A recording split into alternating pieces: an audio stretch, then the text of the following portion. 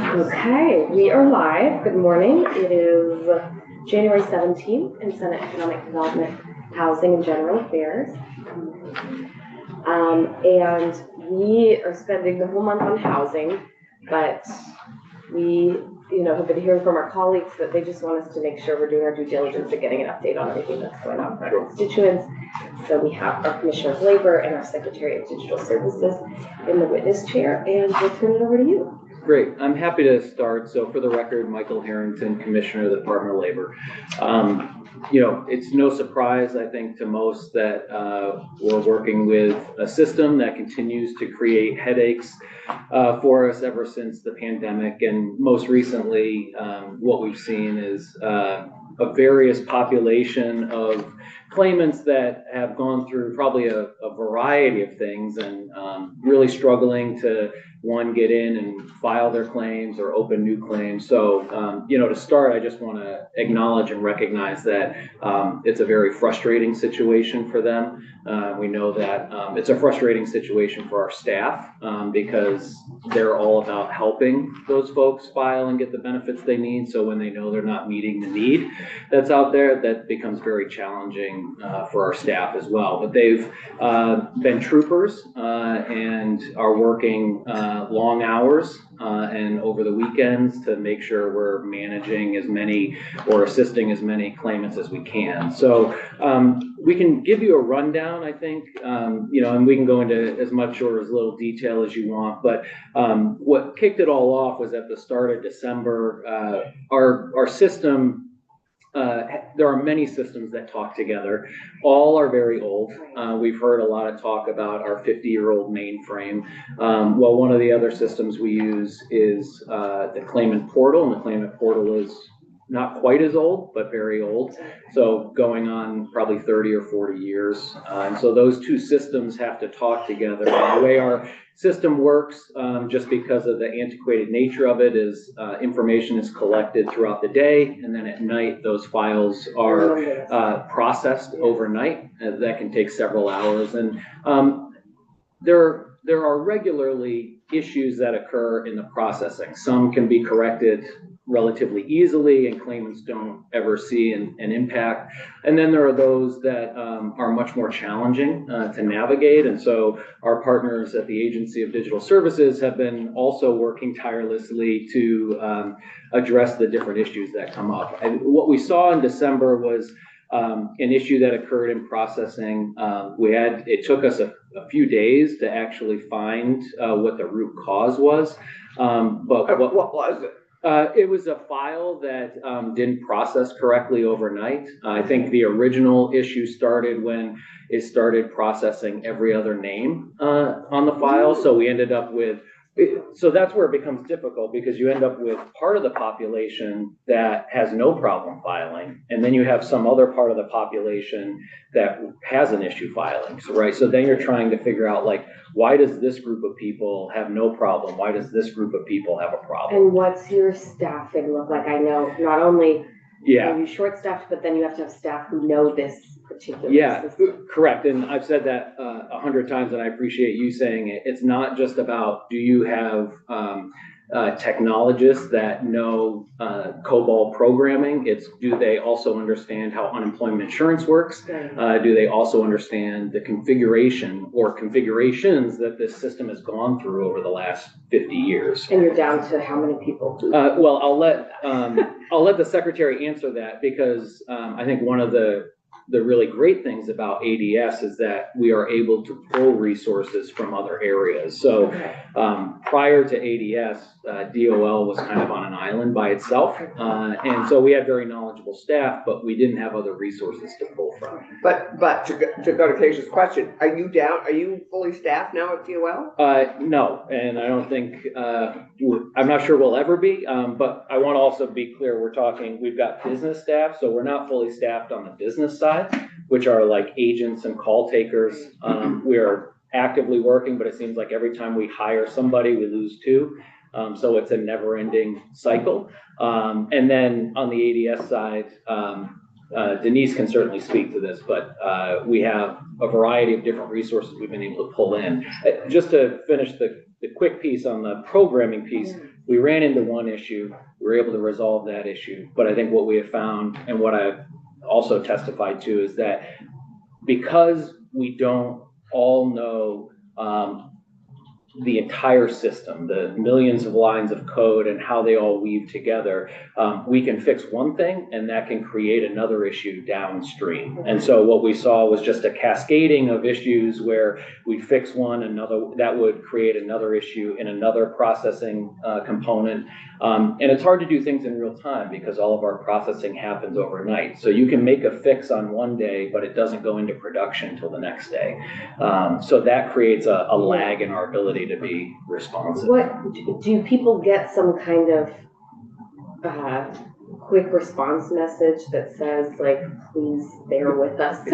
So when we do have technical difficulties, there's a variety of ways. So our system, our mainframe system does not capture email addresses. So that's been one of the biggest challenges for us ever since the pandemic. But since the pandemic, we have, through a separate system, the way we take our initial claim, been collecting email addresses. So that has been a saving grace for us because we can pull those email addresses of people that are impacted, or even the entire population if we can't figure out who is impacted and who isn't, and direct message them. We do put notifications on our website, on our social media. We also have the ability through our call center to put messaging on the phone line too. I think what we have seen and what I know claimants are struggling with is, you know, we have, it's not just the claimant population that's calling, but they might call multiple times in a day. And so our phone lines are quickly overloaded, which prevents other callers from getting through. So someone might say, our phone lines are full, you know, please call back later. But if they do get onto the phone line, they could potentially be online for 2, 3, 4 hours waiting. So happy to answer questions or share where we are currently. I don't know, Secretary, if you want to add anything on the technical side. Like the present technical situation. So for the record, Denise Riley, Hughes, Secretary of Digital Services. It's nice to meet you. Great to meet you as well. Do you know, Denise, we know each other, but do you know everybody else? I know Senator Brock, and we've not met before. Wendy Harrison, Wyndham District. Great to meet you. Nice to meet you. It's good to have you back. Good to be here. The only thing that I would add, he's 100% right as far as there's a symptom, we've identified the symptom. We're getting now down into, I think we've actually identified the disease and components of that. So treating the symptoms is not going to maintain stability, and we don't want to continue creating this issue over and over again. So the efforts have really been 3 priority focuses. One is addressing the backlog and getting claimants paid on time. Their checks to them on time. So I think that was something that was very evident up front, is that nobody's not getting paid. Okay. It's a timely thing right now. Yes. And so we're working through the backlog. A recent change occurred over the weekend that we tested, and it seems to have been a temporary success. I'm going to call it a temporary success because there's other changes that need to happen. So number 1 priority, clear the backlog and get to a standard operating mode. The other piece is the stability. We have to have this system function for the next 4 years. 4 years. 4 years. Are you kidding? We're that low on the totem pole, DOL? DOL should be, AHS and DOL are top priorities. There's an unemployment, no, it's not our, I mean, we would do it today, you know, if we could. There's a unemployment insurance modernization effort, so that's the 3rd priority. That will replace the mainframe and much of what we're talking about here, but that's going to take time. It's going to take a couple of years. And so while we're going through that effort, we need to make sure that the current environment is stable. We can't just stay in this brittle state. And just so you're aware, the couple years is actually the development time for the system. So that is the standard across the country. So we've started. We're out at least through the initial gate. So close. We actually are testifying in front of Judge Huck on Friday. JFO has done their assessment, and we are hoping to get the green light to sign the contract. who is the contract with, and is there one? Oh, We did go through an RFP process. We identified our top 3 vendors. We have our preferred vendor. Okay, And that just has to remain confidential because we're in contract negotiations currently. I think what I can say is, it is a vendor who has proven themselves in other states Okay. with unemployment insurance modernization. great. Well, that's really good news. Yes. Good update. So clearly, all the constituents people of this building were the every other person, because we have not, I don't think I've bumped into almost anybody who hasn't been, had people be in touch, which, as Molly Burke was saying to me last night, hasn't happened since COVID, and we were all on the phone and in contact with you all the time in CAM. So a lot of the concern is the phone. Yeah. So I think people understand and can take a deep breath, even when they're financially dependent on that check. I mean, I think people understand if they know what to expect. So what I'm not hearing from constituents is saying, oh, I got the message, but is there something else you know? That's not what they're asking. Yeah. So is there a message as people wait, or if people can't get through, we're having a challenge, please be patient. So what I will say, and I appreciate the question. So there was that initial issue where we think it impacted every other claimant, about half. That was only one of probably what has been 5 different issues that have cascaded from that original issue. Do you have like a risk level that you like? Because we have talked about what if the system just doesn't wake up one day. So where are we? Like, is this an orange alert, or so what is happening with the system? I don't know if you want to put a color to it, but I think we would all agree that it's in the orange to red category. Okay. So, and we need to stabilize it for 4. Yeah. It is a critical priority. And stable is yellow. It's better than. Stable will be getting it into yellow, yes. Okay. Operating mode. I think what we are seeing, and again, not all of these issues that we experienced were all related to the mainframe itself. So the mainframe still is waking up every morning, but it was the connection between the 2 systems. Okay. And so we also have done a lot of work up front, I think, to make sure we're protecting our system and securing our system. So we have had other challenges where people couldn't access the claimant portal for a variety of reasons. So the initial issue wasn't allowing them to file for benefits. They could get in, but they couldn't file. Then we ran into an issue where they couldn't get in. And so I think we, as the secretary mentioned, that was the fix that went into place over this past weekend.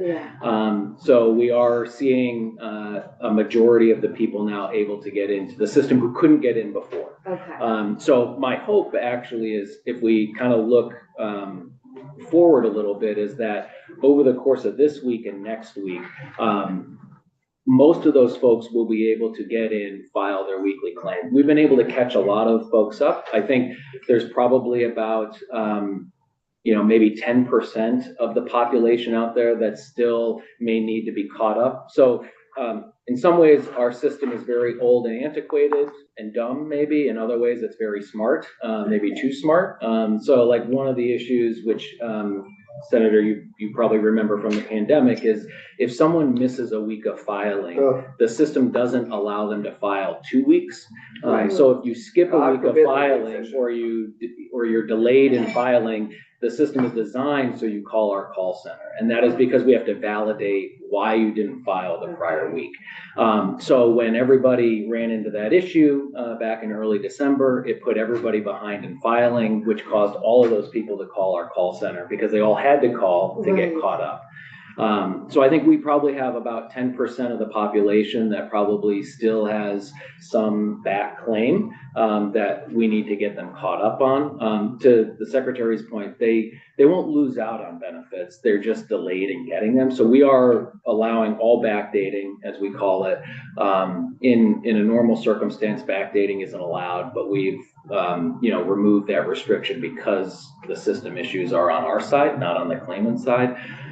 We are actively reaching out to folks. So we are doing outbound calls as well. So when someone calls, if they can get into our system, they have an option at that point to request a callback number. So they can choose to stay on hold, Okay. or they can select I would like a callback. Now that's not you're going to get a call back in 30 minutes, Right. but you will get a call back. The agent will validate who you are. They will catch you up on all of your back claims, and they will help you log into the portal. Okay. So we do have a list of callbacks. The other thing I would add, because this seems to be a misconception amongst claimants, is that, there are some that believe like when 4:30 hits at the end of the day, we just shut the lines down and everybody goes home. And I just want to make sure everybody knows that our staff are committed to making sure all the calls in queue are answered before they go home. So many of our staff are staying till 5:30, 6 o'clock at night, and they've been there since 7:45 in the morning, just hitting the phone lines over and over and over again. Some of these folks are taking upwards of 60 calls a day of, people who are extremely frustrated and want to get through. So when somebody says, oh, well, I was on hold, but then the office closed, we aren't actually dumping any of the calls that we have in queue. We're making sure they all get answered. Please thank them. Yeah, I will. But, that's just a misconception. So I want to just make sure people know that we are not just like hitting the end button and hanging up on hundreds of people at the end. So unlike COVID, are all the people answering the phone equally well informed? Yes, so all of the people, so Right. this is the difference between COVID and something we've tried to stick to, is that one of the biggest frustrations from folks was that we contracted out call center services, and depending on who you got, you might get 10 different answers. And that would just send people around the barn again, and they'd come back through and say, oh, well, the last person told me this, and the next person they talked to would say, well, that's not correct, it's this, right? And we'd send them on some wild goose chase for weeks at a time. So all of the people answering the calls are trained unemployment insurance folks, or have some level of training. So we have different units in unemployment. Our call center roughly is about 8 to 10 people, given staffing levels on a normal day. We've taken a group of people that have been working on our pandemic unemployment assistance team, which is still in the works and operating. They have been transitioned over to the phone line. So that's a group of another 5 or so. We also have our RESEA folks, which are our reemployment folks. They have transitioned over to the lines. And just as early as yesterday, we started training some of our workforce development folks in the field. So if somebody calls a job center or walks into a job center, there are trained people in those offices who can help them as well. So we've been building capacity over the past, 4 to 6 weeks. So again, that's why I kind of feel like we're at this tipping point where I think as long as the system stays as is and is functioning the way we want it to, and we are now bringing on more capacity, which has kind of been a phased approach over the next 2 to 3 weeks, our volume will drop off because we're able to help more and more people. And we're even seeing it, we started seeing it at the end of last week, where the average hold times were starting to come down. I think we'll see that again this week. To the secretary's point, we do have another upgrade we have to do to the claimant portal in probably 2 to 3 weeks time. So we're wanting to get out in front of that and communicate that to claimants ahead of time. That'll take us to yellow. I think that's the hope. That's the goal, is that We want to be very specific about it, careful about it. We want to send the communications out early. Yeah. And we're doing that in conjunction. Our deputy secretary is running point to make sure that we've got all the right resources and supplementing where we can to support. Okay. If there are general messages that go out, if we could be copied on it. Sure. Senator Harris, that'd be helpful. Senator Harris has been really. Yeah, thank you, and I'm sorry I was late. So I appreciate that you said that the calls do get returned and the office doesn't close at 4:30 or 5, because that's what I've heard from folks is that they give up at that time. Yeah. So do you have a message now that lets people know that the call will be returned even after office hours? Because that would be really helpful. We can certainly, I think, look at adding that. It's not okay, we did send an email out yesterday, Cameron just mentioned to me. To everybody? To the entire claimant population. And it did identify, and I do remember this, that we were editing it last week, was, it clearly articulates, here are 3 things you can do or need to know while you're trying to get through to the department. One of those 3 things is stay on the line because your call will be answered.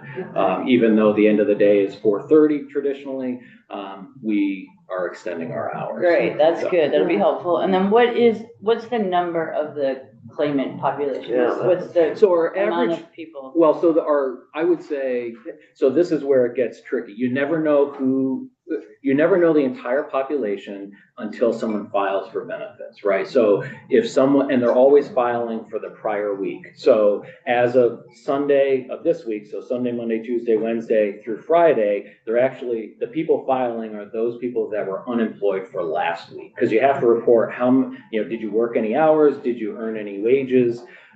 So the reason you don't ever know the complete category is because someone may have gone back to work last week and they're not going to file this week, right? And so those are the things that fluctuate over time. Right, to your you point, said 10% of. yeah. So I think so right now we're somewhere around 3,500 to 4,000, which is actually below. If you go pre-COVID, that's below. Thank you. For the week of January 6th, we had a total of 3,643 people who filed. So they either were a new claim, they opened a claim, or they are filing a continued claim. The only asterisk I would put next to that is if they couldn't get through, then they're not counted in that number just yet. This is the ones you know about, as opposed to This is the ones all that the people, right. we know about. And like I said, I think most folks are able to file online. We have an automated phone line that they can get through, some of them. And I say some of them because you have to be in a certain claimant category to call and the automated line. And then all the callbacks and people we've been helping over the phone. So we're roughly around 4,000. Pre-pandemic, it was closer to 5 or 6. So this just is also an articulation of the current tight labor market we're in post-pandemic. Senators. Actually, 2 questions. Yeah.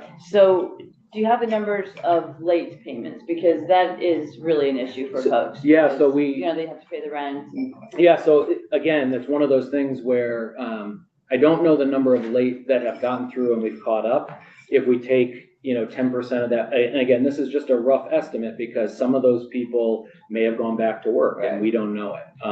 But I asked our associate director of UI, who is our operations director as well. I said, what's your gut feeling? And she said, I think based on the number of people that have called and we have on a callback list and what we're seeing, it's roughly 10% of the population. It's probably somewhere around 250 to 350 people. Who are behind in time. Who need to get caught up.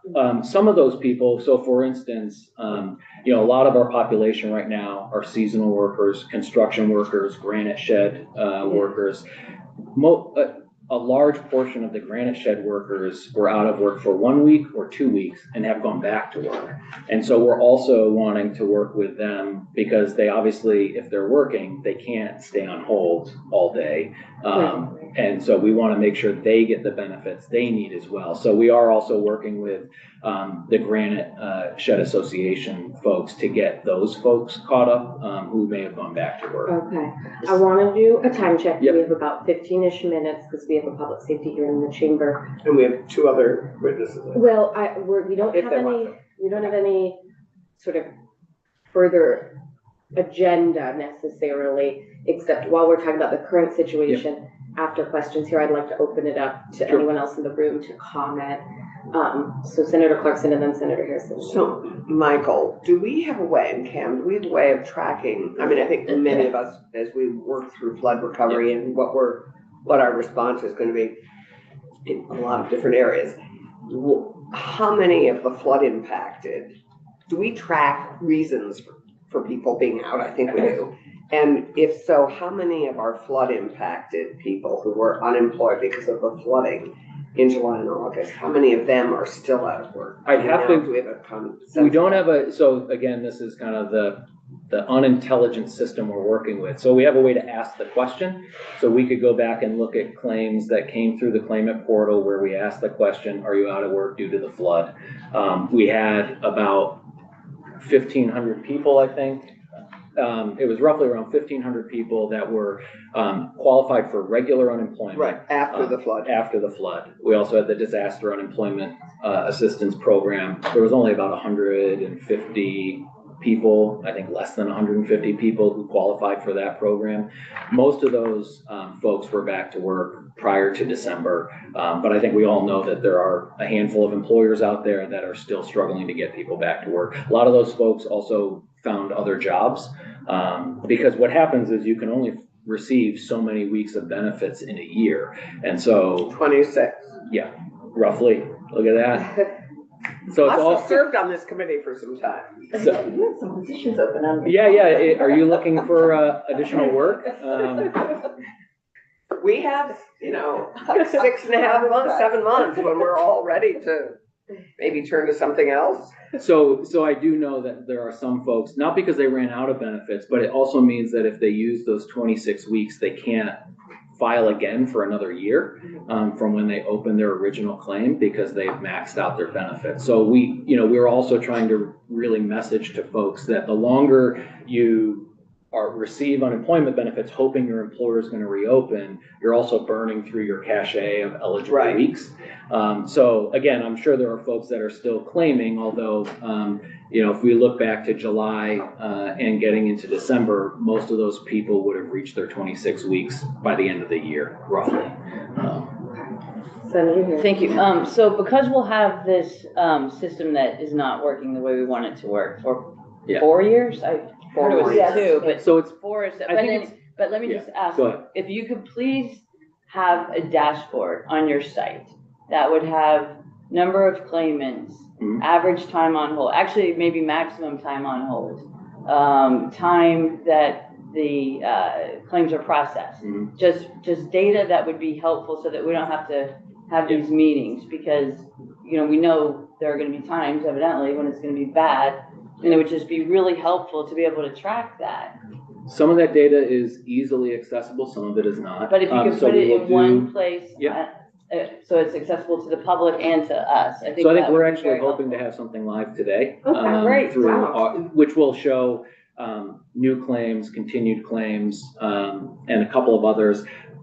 We need to dig in a little bit on the call center numbers. I just want to make sure that, when it's showing a certain number, whether it's maximum hold or average hold time, that it's true and accurate. We've run into issues in the past with our call center system where, it shows a really low wait or hold time, but that's because it's averaging the hold time across all 24 hours in the day. Oh, yeah, And not exactly. just the hours that so which makes us look Yeah. really, this was years ago, makes us look really good, but obviously it's not true and accurate to what people are Thank you. experiencing.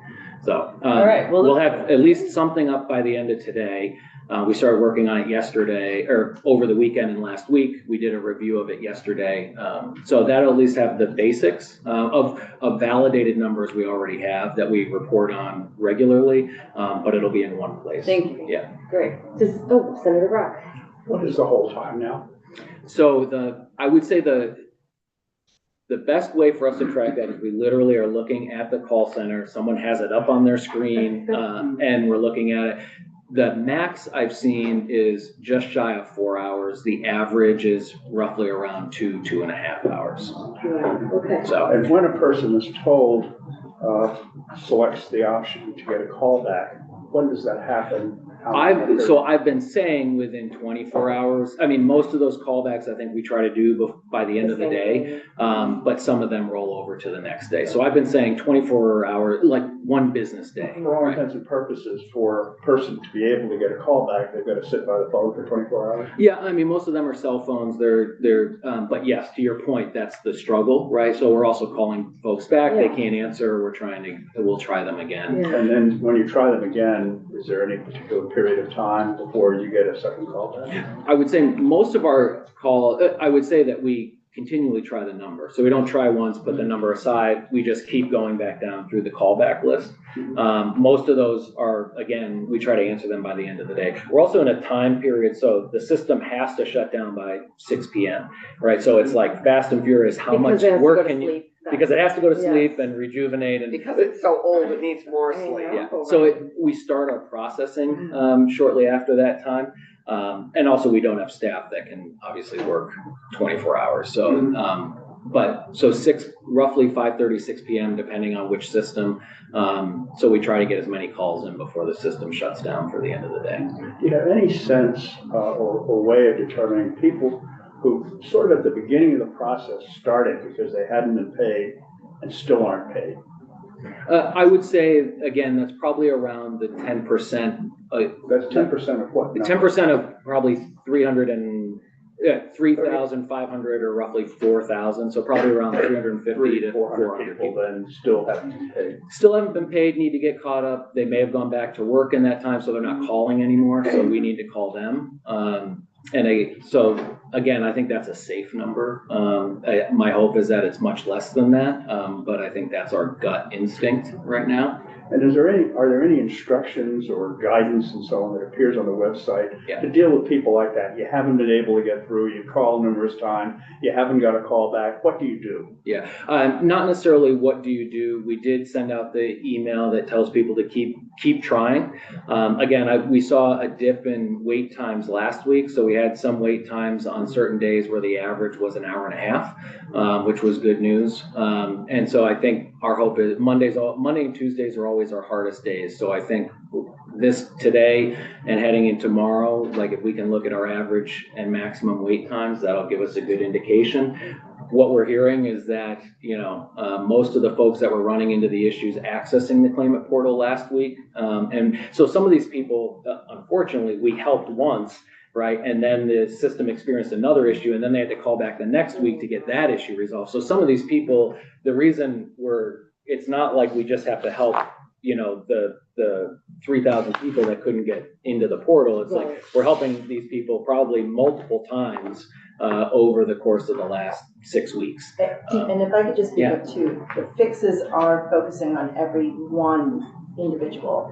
Because the reason I say that is the changes that we made to allow for easier access to the claimant portal for those eligible users, we identified 3 individuals that it did not work properly for.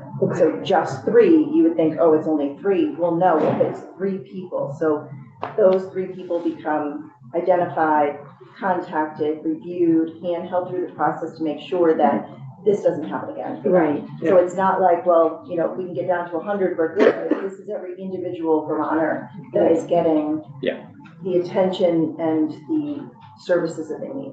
Do you have a communication channel with the kinds of caseworkers that try to help folks, AALD, legal aid, just the people who are trying to be the go-between and help people? I'd look to Cameron, who serves as our appointed UI director. We are regularly communicating with folks like Legal Aid. Yeah. We've had some other folks that have reached out to us that we are communicating with. We don't necessarily have a channel, like you said, where we're pushing information out to them. I don't have an issue with that. We can certainly start to build that contact. We are, whenever we can, we're adding people to our email list, so they're getting those communications that we're putting out to claimants. They can also sign up to receive those from our website. So, my hope is we've dedicated a communications person now specifically to unemployment insurance with this. So, as of a week or 2 ago, we've now been ramping up the level of communication and timeliness, right? So the communication has been going out. It's just What I want is more instantaneous communication. Yeah. So it's not like we experience an issue in the morning and people don't get a notice till the night or the next day. Right. I want to experience the issue and an hour later, there's a communication going out to folks. Right. Um, And I can appreciate you want it to be meaningful and accurate. Yeah, right. So, it does take time to make sure the wording is Right. a way that instructs people and is meaningful. But we need to be better at doing more timely communication. Yeah, the message, call your legislators, clearly his work on the Yes, website. we put that up, bright red letters. I will say, I know we're getting close to ending. We are absolutely committed to making sure that every impacted claimant receives their benefits for all of their weeks. If someone is out there and can't get through, we've been helping a lot of others that have come through many other channels, whether it's through their legislator, by calling the governor's office. But again, my hope is that over the course of these next week or two, we're seeing those wait times come down, but there are folks that we know have gone back to work and they still need to get paid for those weeks. So we are committed to making sure that everybody who's on a callback list, everybody that's in queue, and everybody that's coming through some other means and notifying us. If it's somebody who's like, you know what, we've had a couple who have said, I know I have back weeks, I need to get paid, but I'm back to work now, so I'm not in an urgent situation, Okay. right? And so we do know people have said, I will call back later when things settle down over there. But I think that's where, we will make sure that anybody who is impacted during that time is getting what they deserve. That's helpful. Any other comments or questions from those around the room? Like legal aid, who we have, Are you ABS, the new obviously. legal aid person? Yes. Okay. And Wendy's here too. And I see Wendy, yes, I just Yeah, wanted to give you two. Susan Garcia, Yeah. from Legal Aid. Okay. It's great news about moving the yellow and especially about getting close to signing a contract. I guess Susan, could you just be a little louder? Sure, The sure. camera, the microphone sadly is here. I was interested to hear about the dashboard and I was wondering, are you going to have wait times for adjudications on there as well or non-monetary determinations? Because I'll say that's what we hear from Yep. folks a lot, where they get their initial claim in, but then once there's an eligibility issue, then they're stuck in adjudications and they don't have it, they're in limbo, Yeah. they haven't been paid, but they haven't been denied, so Yeah. we can't really help them with an appeal, and they still have bills coming in. So I don't have the recent numbers off the top of my head. We do have some average time. Again, our software for the adjudications piece is also an antiquated piece of software. So all of the calculations are done manually. So all of the timeliness calculations are hand crafted, and we're counting literal days. So someone could be in adjudications for one issue on their claim or multiple issues on their claim. So the system tracks issues, it doesn't track cases. That becomes another issue. So I know ever since the pandemic, that number skyrocketed to, and part of this is staffing, part of this is system, to, something like over 90 or 120 days. If you go into adjudications or fact finding before you get a determination. I think we're somewhere around an average of 45 days right now. Our goal is to be under 30, and there is some federal expectation around that. We do have some outliers, and that is usually because there's some due process pieces where employers have a right to also participate in the process, or we're having trouble getting in touch with a claimant. But on average, I think we're around 45 days. Does that sound right to you, or are you? I know you have some of the more unique cases that you folks are dealing with, so that may also add to the time. Yeah, I think I was asking more, is that something that could be on On the that dash- dashboard? so- Because we get people asking, how long am I gonna be waiting? Yeah. And we say, So- I always say you have to call the claimant. Yeah, so To ask them. and the fact is, the people who answer the calls do not participate in adjudications or fact finding, so no one on the call center is gonna know how long it's gonna take for a claim to get through adjudications. Because again, it's all based on volume, where it gets assigned, who does the fact finding, does the employer participate, all those types of things. So, we did have a number we were looking at yesterday around adjudications. And again, I need to kind of truth check it to make sure what we're putting out there is somewhat, is accurate, or accurate to the best of our ability. So, I hope that it will be on there. It may not be on the one that goes out, that we can put up at the end of the day, but we do track that. I just need to to talk with our folks to say, you know, how accurate is this? I Right. don't want to be putting out bad numbers or And bad at some data. point last year, you were understaffed with adjudicators. Has We, that- yeah, we run about a 20% vacancy rate in UI at any given time. There are times where we get to full staff and the next minute, you know, it's hard work. And I think what we see is a significant amount of turnover from folks in the first 6 weeks. You know, when you're talking about saying, hey, I could apply for multiple jobs in state government. Do I want to go work for the department where I have mandatory overtime, where I'm working with an aging system that creates challenges, that causes every call that I answer to have someone yelling at me on the other end? You know, those are the challenges we face when we talk about staffing. It takes a really unique person to want to go through that on a daily Actually, basis. former legislators are a good tool for you. The linoleum skin that they Yeah. have developed Correct. would be Correct. very useful. Correct. Is correct. But you know, every day they walk into the call center, you know, the people we have are 100% committed, but they often are greeted with bad news. You know, maybe something didn't work the way we wanted it to, or there's another population of impacted people, or they just know they're up to, I'm gonna get 60 calls today of people, you know. By the end of the call, the person's extremely happy because they got through and they got their issue solved, but at the start of that, it can be a very difficult call. So, we also are tied, you know, during the pandemic, we kind of had this free-flowing bucket of funding, and that's not the case anymore. But we have positions that are open. We have temporary positions that are open, both in adjudications and our call center. So if there is somebody who's interested, or you know of somebody who's interested, we have plenty of positions open. Okay. To go to somebody's question earlier, Susan, is that all your questions? Thank you. Because it strikes me that the professionals dealing with people in need, like legal aid, Yeah. should have a direct contact with you, with a consistent person that they can call and get accurate information for their clients. That would be really useful. And That would be take a bit ideal. off your shoulders And would help Susan and her staff to get accurate information to their constituency. there are a lot of people who would like a direct contact. Other you than know, us, Other than you. Yeah. There are many others that would like a direct contact. The problem is when we start saying, hey, let me put you in contact with somebody who knows what's going on, that means I'm either taking a person off the phone line to answer that question, or I'm taking an adjudicator out of adjudicating cases to answer those questions. or Pam had an idea. Go ahead.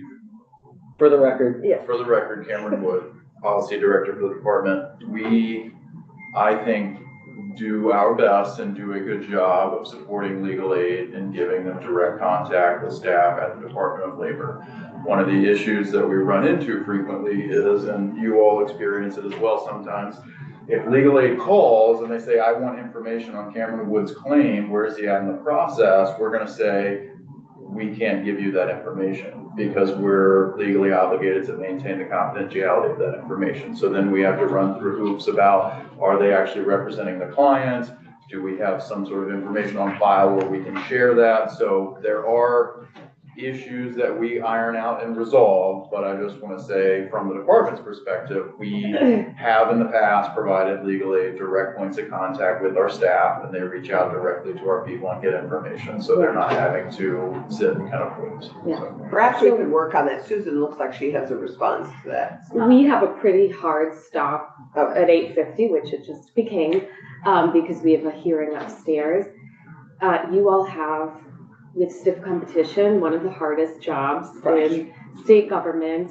So thank you for everything you're doing and for a really positive, proactive update with the dinosaur of a system. I don't want to speak for the secretary, but I think the credit really goes to the teams that are on the ground. Yeah. Whether it's the technical staff that's spending long hours working on the system and overnight trying to get it to work, to our call center staff and our adjudicators. who Thank them on our behalf. Yes.